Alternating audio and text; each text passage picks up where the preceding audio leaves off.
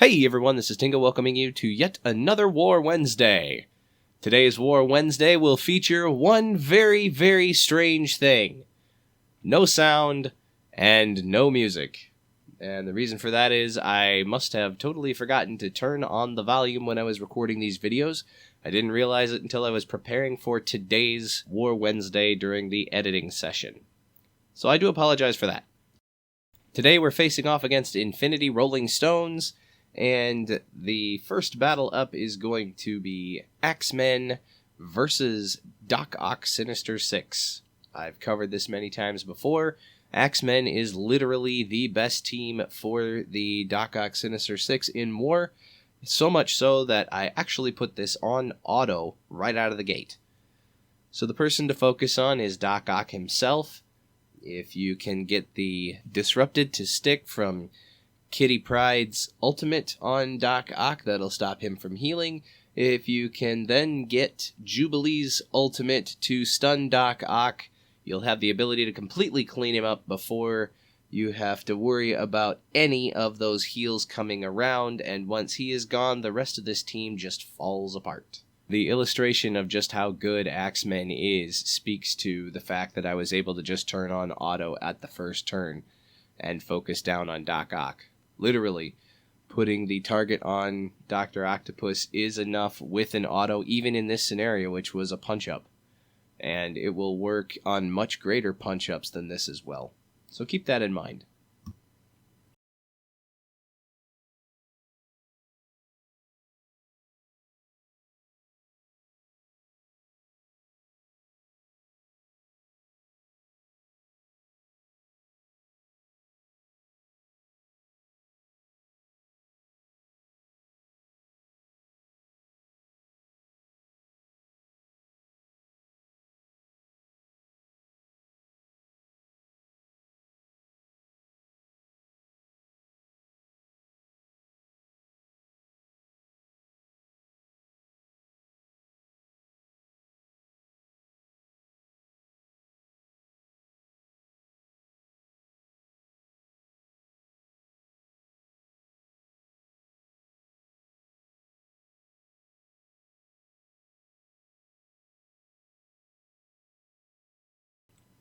Alright, next up we've got Black Order versus Symbiotes, and this is another battle that can actually pretty much be autoed. The person that you're going to want to focus on is Anti-Venom. The other thought here is make sure to save your Thanos special until after the symbiotes pick up a bunch of positive effects. And the reason for that is Anti-Venom does have some cleansing abilities, so if you were able to get some negative effects to stick to him, Anti-Venom's cleansing mechanic would be able to clean that up for you. So really just wait until they get a bunch of buffs and do the Thanos special. That will flip all of that into debuffs, and suddenly you're in the driver's seat. The only thing you do have to worry about is if the RNG makes Venom use his special, which is an ability block on your Thanos, before he can get that off. So that might be one thing of concern. But in a scenario like this, which is almost a complete punch across, this is again pretty audible. Focus down Anti-Venom.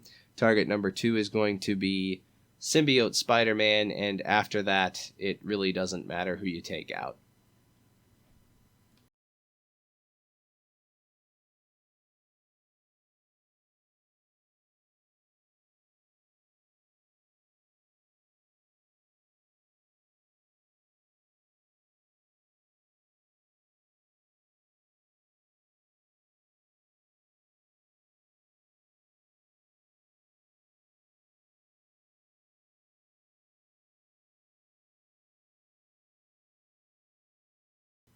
So, next up is a 1 million TCP Emma Rodgers, and this new Emma Rodgers is sporting Madeline Pryor instead of Sabretooth.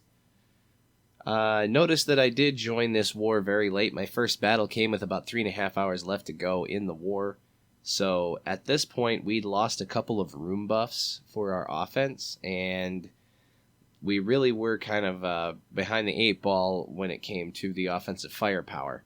So I didn't know what I was going to do here. This was also the very first time I'd ever faced off against Rodgers with Madeline Pryor, and of course it had to be one of the biggest ones I've ever seen. So my initial thought was that I would go in with Secret Avengers, Kestrel, and Zemo. And the thing I wanted Zemo for was so that he would strip away the taunt right out of the gate off of Strife, and he clearly did not have enough focus to handle that with as big of a Strife as this was, which kind of stung because Zemo is a skirmisher for me. So that didn't work, and it just kind of unraveled from there. My hopes were that Kestrel would keep, obviously, Mr. Sinister's clone at bay, which she does manage to do, but I just don't have enough thunder here to take out a 1 million TCP team, and this turns out to be a complete and utter failure.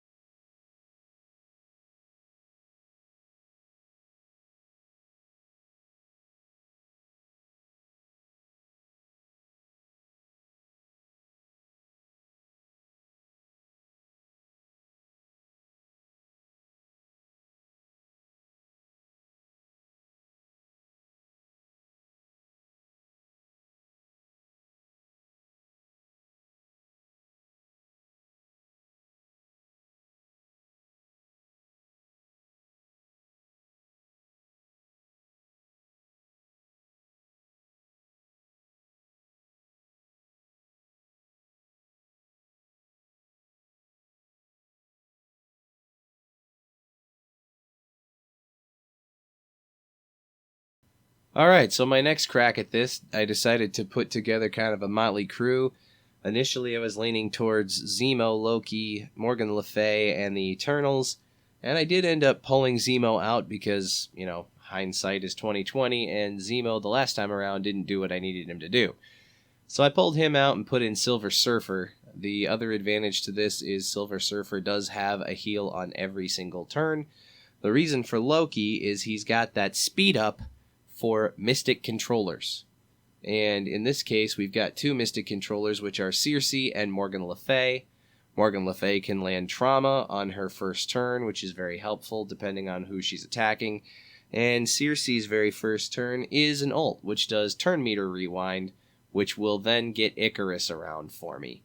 So hopefully this is going to help me out. I now know that I'm going to have to contend with a Sinister clone unless I can get to him and get through him before that clone happens.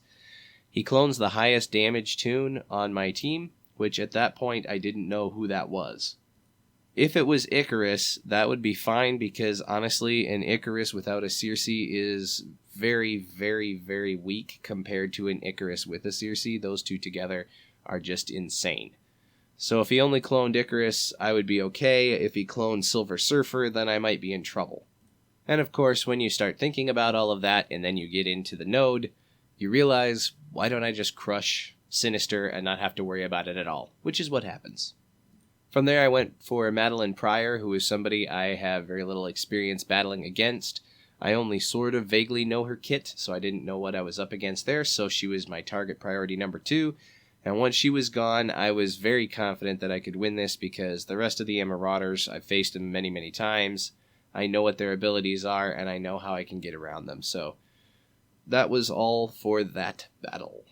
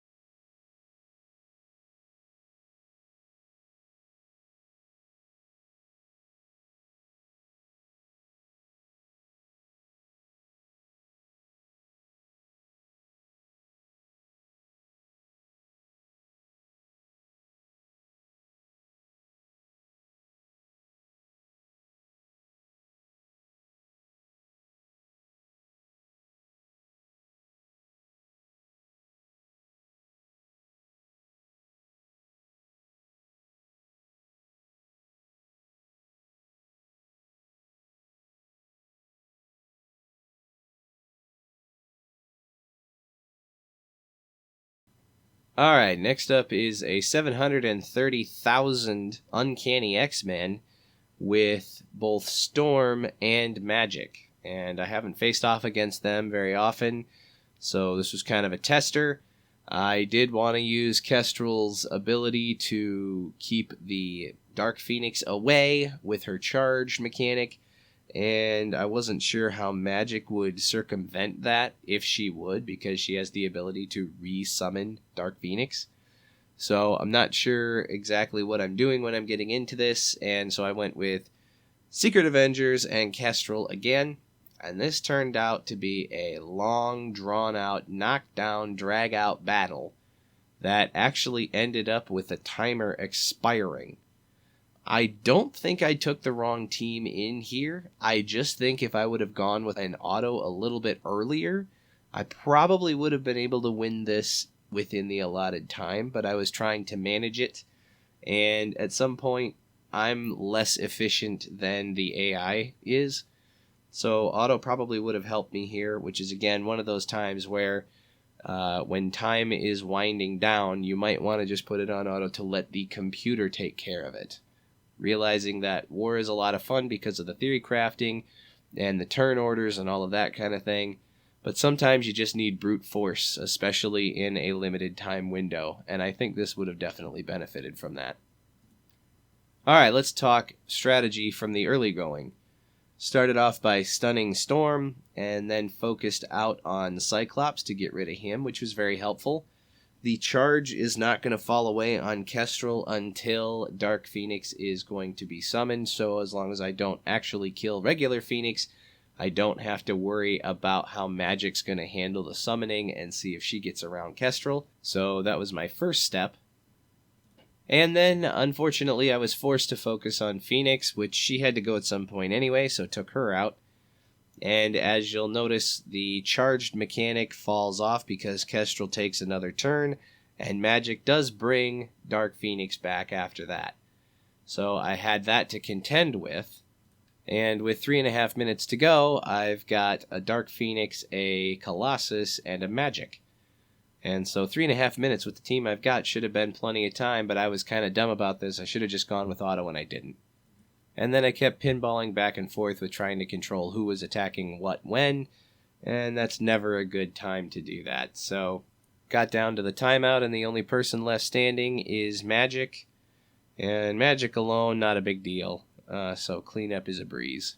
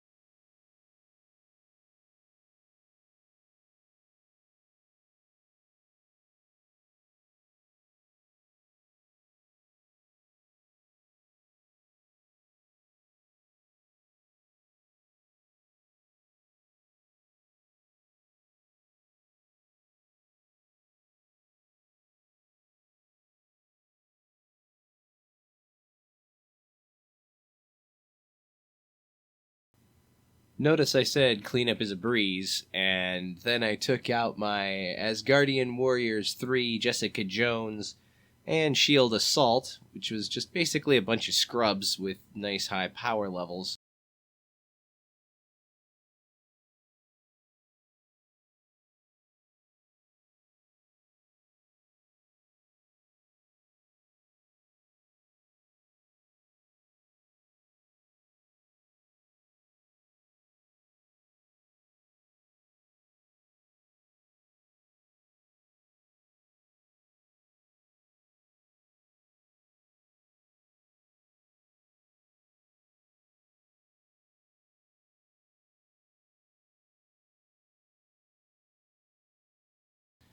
It took a little while, but it certainly wasn't as easy and breezy as I thought it would be to clean her up. I kind of underestimated magic. In any case, magic down.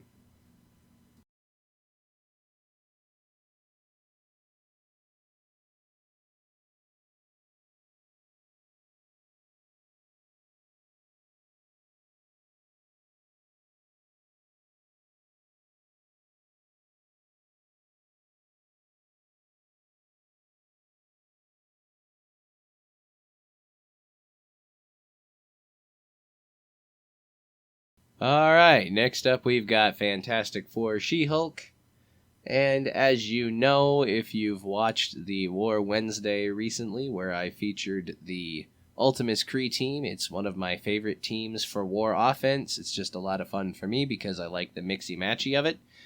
And this particular matchup, She-Hulk Fantastic Four, I've got about 140k power level on him, so it's a significant punch down. I use this pretty consistently against Fantastic Four She-Hulk anymore. That may be changing with A-Force coming in and Captain Marvel moving off of this team, so not sure how that's going to work out yet. But for now, Ultimus Kree, and they do definitely a great job against She-Hulk Fantastic Four. Incidentally, for the 5th for the Ultimus Kree team, I'm looking into bringing up Kree Royal Guard. The one thing that this team never really had was a solid tank, and sometimes that's just necessary. So it will change the dynamics because obviously Captain Marvel does a lot of the punch.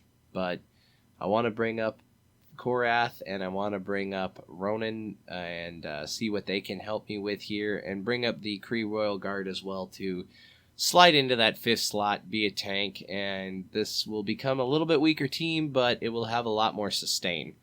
So we'll see what we do with that in the near future.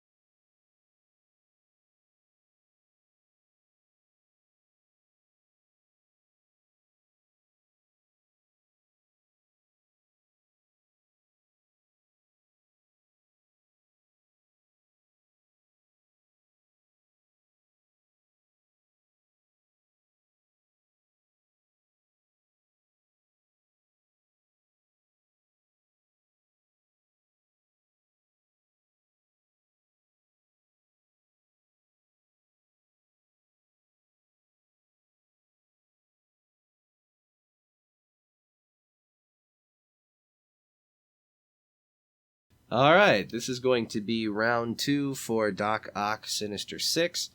This time it is very, very heavily weighted with just Doc Ock. The rest of the team is under 70-ish K collection power each individually. Doc Ock has over 200K. And so I am pretty confident in taking my symbiotes. Symbiotes cannot punch across against Doc Ock Sinister Six. It just can't. So this does have to be a punch down.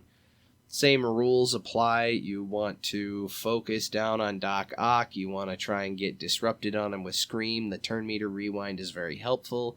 You want to try and stun with Symbiote Spider-Man. You want to try to ability block with Venom. And if you can build up a nice decent amount of debuffs on anybody, Venom's ult does do a good job of spreading all that mess. The one thing you can't really afford is a blind, because that would cause Rhino to trigger and clear a bunch of negative effects on his team.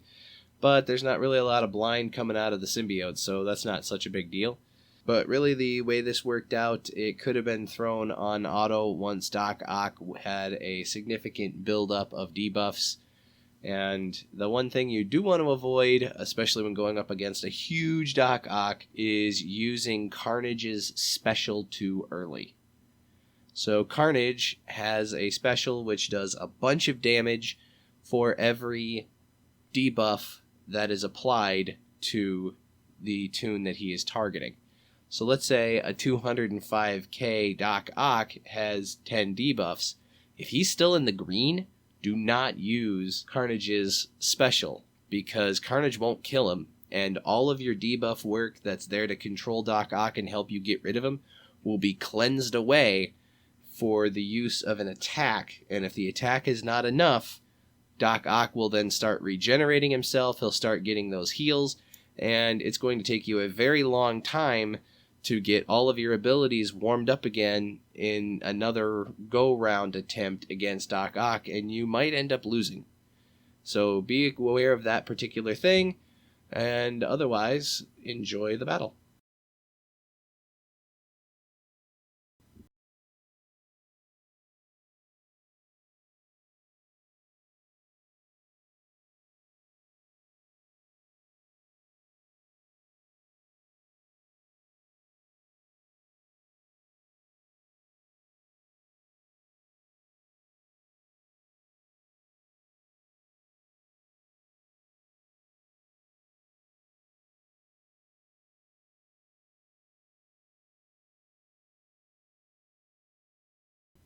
Alright, well, next up we've got a 1 million TCP Secret Avengers, Kestrel, and Fury. So I decided to take in my Infinity Watch in hopes that I could punch around and do some damage. I was hoping that the safeguard that was applied by Adam Warlock would allow me to not have to worry about Kestrel doing any flips of any buffs on my team. And that seemed to work out okay. The problem is the Infinity Watch just was not strong enough against these guys. The issues become, you've got Captain Sam, whose ultimate, which is available first turn, gives a ton of speed. You've got, obviously, Kestrel, who can just wreck teams on her own. And you've got the ability to throw down defense downs with Sharon Carter's special, and a bunch of summons right away from Maria Hill. So all of that is going against me, plus Fury does have the ability to speed up Kestrel. He's got that synergy, so that's not helping me at all either. And so I really don't know that I could have done much better the first time around. I've never taken this team on before with the Infinity Watch team, not at these levels anyway. So it was worth a shot, and it failed miserably. My target priority was Kestrel, and then try and take out Kestrel. And unfortunately, what I tend to do, and I've noticed this especially lately, is I tend to focus in on the best toon in a squad, as opposed to the squad as a whole, and figure out the best way to take out the squad. Kestrel alone could not beat an Infinity Watch team. She can't. That said, I wasn't thinking that way. I was thinking Kestrel alone is my greatest threat. So that was one of the major mistakes I made when going after Kestrel on the very first turn. And I noticed this while I was playing back the replay of the matchup in my head. I was even thinking about it once I got to the point where I had a whole bunch of debuffs, including an ability block sitting on Kestrel, and Maria Hill comes in and uses her ultimate and cleanses all of it. It's like, why didn't I go after somebody else? Well, when I went back and reviewed the tape, there was one other person who I could have gone after because 3 toons were in stealth, and that person was Sharon Carter. So one of the things that has always been true of any kind of battle 5-on-5 in Marvel Strike Force is your best bet to winning a fight is to take away your opponent's chances at offense, because they can use brute force against you, even if you don't think the battle's going to go that way. So if you can knock them down from 5 players in a squad down to 1, and then focus on the biggest toon left and have that be 1 turn versus your 4 toons left, you're going to have a turn advantage. And that turn advantage can flip the tide of any battle. And I forgot that rule here. Totally forgot it because I was focusing on Kestrel. So keep that in mind, and you'll understand in a minute why I explain all of that.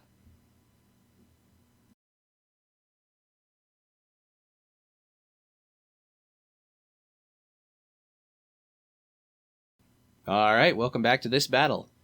No, this is not a repeat video. This is me having thought through what I did the last time around and coming up with a better strategy. I know it looks like the definition of insanity, which is doing the same thing over and over and over again in hopes that the outcome is different. However, the outcome is very different because I changed the way I go about things.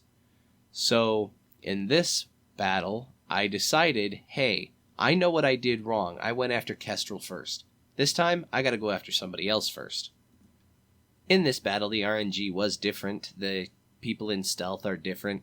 Fury and Maria are available, as well as Kestrel now to attack, and so I decided to focus down on Fury.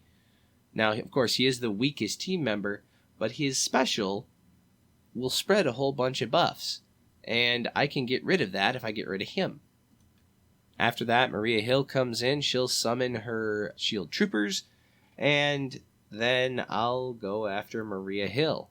I did have Gamora's ult, and I was hoping that I could get rid of Maria Hill on one shot. Didn't work. But I still ended up getting rid of Maria Hill. Now, it's a 5 versus 3. The numbers are in my favor, and I have a much better chance of winning, plus their healer's gone. So those 2 things really help. And not only is one healer gone, which is Maria, Fury is gone, who is also a healer.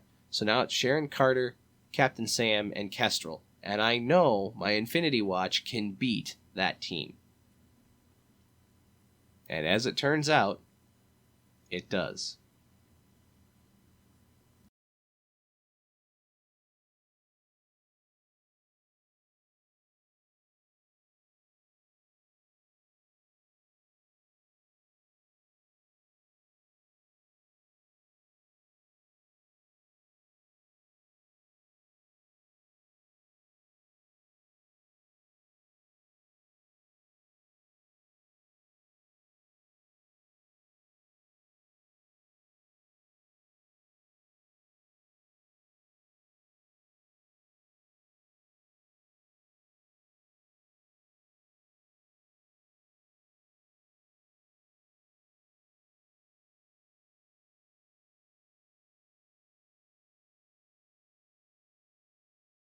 Next up is a 1 million TCP Emma Doom Rodgers. And who do I go after them with? Weapon X. I typically use Weapon X against Heroes for Hire.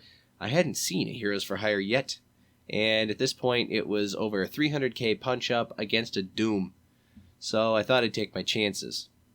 My very first turn, I use Omega's special to get the trauma and ability block onto Doom, which will hopefully keep him from doing anything silly like, ulting while I get rid of him. And that turned out to be a pretty good plan. So then it's a matter of putting Omega's ultimate out there, which will add trauma and heal block to the Emma Rodgers. And of course, with Emma, she could usually cleanse that, but trauma makes sure she can't.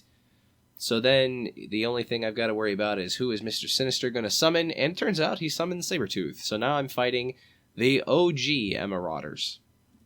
And let's just say, if they hadn't a chance with Doom on the board, there was no chance the full squad was going to beat me.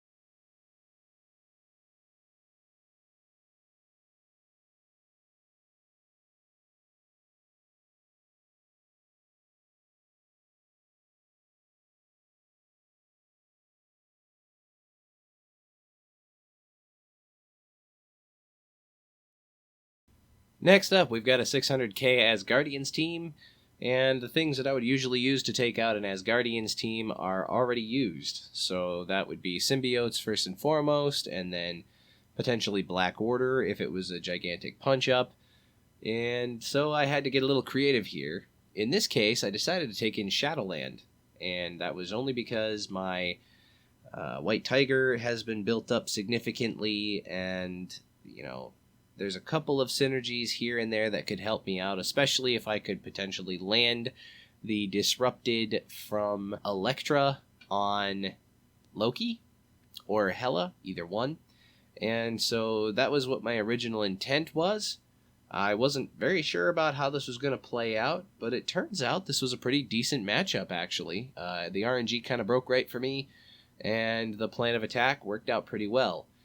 So obviously, the same things apply. You're always trying to get rid of Hela and or Loki first, because Hela is the one who will summon all the Gregs, and Loki is the one who will put everybody in stealth once they drop below 50% health. So don't need that mess, and especially when they've got Gregs keep regenerating them over and over and over again, so all you have to do is kill off Gregs while the rest of the Asgardians sit in stealth. Turns out this was a pretty good matchup for me.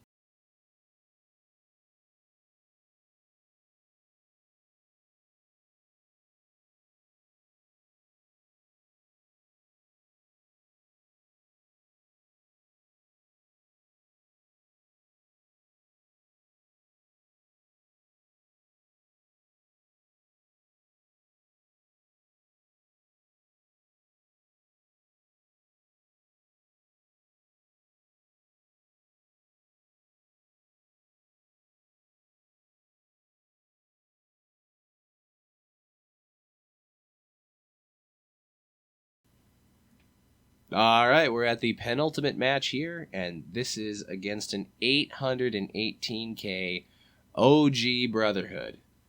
So, of course, my matchups with Brotherhood 2.0, you've seen me pull out Rhino Factor before, and Brotherhood 2.0 is definitely the stronger of the two Brotherhood lineups, so keep that in mind. In that case, I thought I could probably punch up here with my X Factor, and of course Rhino just there for the blind removal.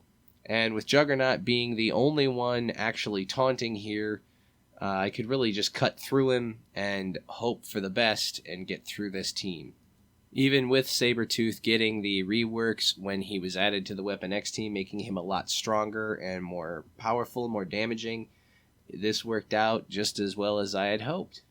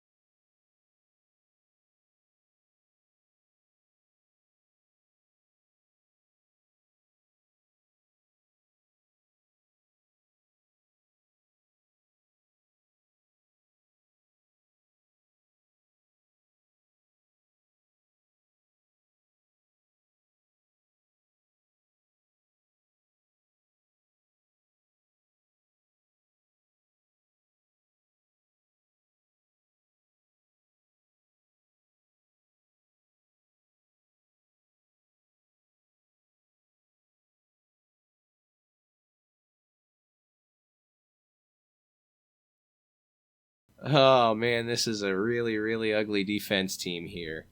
We've got Ultron, Toad, Blob, a gigantic Mr. Sinister, and a meh Strife.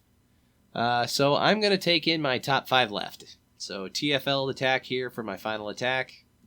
Zemo, Black Bolt, Falcon, Ultron, and Star-Lord. You'll notice I'm finagling a little bit with the order. I want to have Star-Lord directly adjacent to Black Bolt, so that if Star-Lord does manage to get off of his special before getting wiped out, he will add the ability energy only to Black Bolt, which should give me Black Bolt's ult right out of the open. Zemo's opening move will be to clear Taunt off Strife. This Strife is not nearly as big as the one I failed to do it on earlier. I know it will work here. And then my focus is basically going to be Ultron and Sinister. If I can get through those two tunes, the rest of this is going to be a breeze. Falcon's special, of course, is there for all the speed. That's what my hopes are. It would be even a bonus if their Ultron happens to pull out the bots right before my Falcon takes his special turn. So, we'll see. My opening moves did work a little bit the way I was hoping to, with Star-Lord giving Black Bolt the energy so he could take out his ult. Managed to clear off 2 tunes over there. Unfortunately, Mr. Sinister then managed to get my Black Bolt copied, which means it was Black Bolt and Ultron versus Black Bolt and Ultron. And unfortunately, his Black Bolt had the advantage, I thought. The only reason he didn't is because summons don't actually have ISO. So that part was helpful. And while I don't usually condone this, I did hold off on killing off Ultron until the very end. But once I had the tune advantage and got rid of their summoned Black Bolt, I knew I had the upper hand, so I'm good to go here.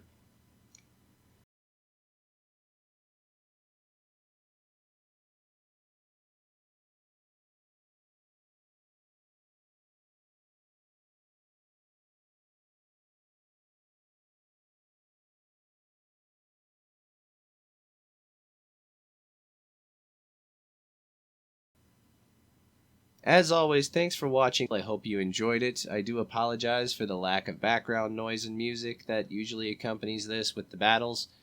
I don't very often forget to turn on the audio, and I have never done it before where I've recorded 14 straight videos without noticing it. So, do apologize for that. Thanks for sticking in there, and I hope you have a great day.